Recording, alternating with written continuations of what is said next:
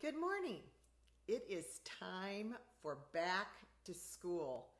My goodness, the summer has flown by. Maybe for you it hasn't been so fast, but this last week before school starts, it will fly by. You are going to be overwhelmed. Maybe you won't. I don't know. Maybe you're not like the rest of us. If you aren't going to be overwhelmed, then please comment in the section below and let us all know how you keep from being overwhelmed just before school starts and that first day of school. Now, I know in May, when it's almost the end of school, it gets real overwhelming, and I don't think anything competes with the craziness of May. But this back to school time, it sure can. So I want to give you a couple tips on how to get this back to school time to not be so overwhelmed. What happens is we overwhelm our kids when we're overwhelmed. When we're overwhelmed with all the things that we need to do, they get overwhelmed and they can't do anything about it. And they don't know how to process overwhelm like we do. Like that frontal lobe in their head isn't all there. And so they can feel anxious because you're overwhelmed. So I just have a couple tips. I've been through this a lot of times with 5 kids. I've been mothering for 37 years. Yeah, so that means like 33 of them have been back to school days. I got something to say. Oh my goodness. Y'all, the best thing that you can do is get some of this stuff done in advance. As much as you can. Go to the website, fill out as many forms as you can. Get the school list, go to the store and get it done. Order stuff online. Get those backpacks already done. It is going to make it a lot easier the more you can get done beforehand. So number 1, get as much stuff done as you can beforehand. Number 2, y'all, try not to do any big stuff that you need to do during this week. And the reason is not just because it's going to feel hectic, it's that you want your kids to go into the first week of school with a sense of calm and not more chaos. So now's not the time to get in 5 different things on your bucket list. Although it's good to have fun things for them to do, don't try to cram every single thing that you didn't get done this summer into that week. Save it. Just save those things for another time.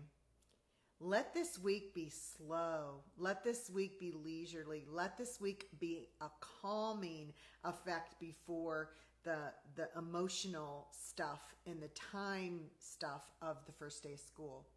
I don't have to tell you, if you've done more than one kid through the first day of school, is that it can be a little bit of a change for them. Especially, every year it is. Every single year. If they're going from 9th grade to 10th grade, there is a certain amount of anxiety about going back to school. And so you want to create a super calm week beforehand that is full of calm things and talking with your child and spending extra time with them. That is more valuable than another trip to the zoo. It is also you being prepared and trying not to be overly anxious and overwhelmed in front of them, spending time with them that helps make it calm. And the other thing is, if it's at all possible, find a couple kids that are going to be in their class and plan a play date so that they can be connected to a couple kids, and then when they go to the first day of school, they don't feel so overwhelmed. Now, I did this almost every single year when my kids were growing up. I would sometimes, when the school was real small, we would have the entire class over for a get-together. Not a huge party where it was just super stressful on me, but we would plan something somewhere. At a roller skating rink. We would go to the jumpy house. We would find a place where we can just open it up to whoever wanted to come for a class and for everybody to connect before school started.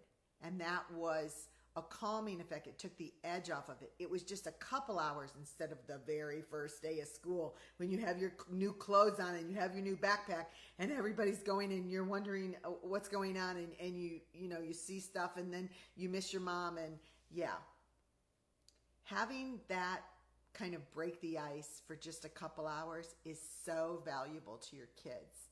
And then when they go to first day of school, then they know, oh yeah, I've already played with them. I've already connected with them. So I suggest that you do that. Okay, that's the 3 things. And then the final thing is to start putting them to bed on a school schedule. Nobody likes this. Everybody in the family hates it, including me. I didn't like it because I wanted a little more time with my kids at night and before they went off to school. But it helps regulate their body for the first few days of school. Now, I know a lot of schools are starting on Thursday, which is awesome because they can have Thursday, they meet all their friends, all the craziness. Friday, more craziness, and then they have the weekend to chill out and really start on Monday. That's great. Your school may not have that though. And in which case, if it starts on a Monday, then your children have to go through an entire week of a school schedule that they may not have been adapted to. So I highly suggest that you take 3 or 4 days and get your kids into the sleep routine of a school day. All right, that's it, little mama. Moms like us, we have to do things like this. We have to learn how to take our overwhelm and turn it into, well, I guess we don't want to turn overwhelm into anything, but we want to take our overwhelm and keep it away so that we can do the things that we need to do. And we don't want our overwhelm to affect our children, especially when they're naturally going to feel overwhelmed. All right, that's it for today. I hope that you are getting ready for back to school and that this has been helpful. And I will see you tomorrow on Mornings of Mona when we'll talk about, I don't know, something really cool. Talk to you later. Bye.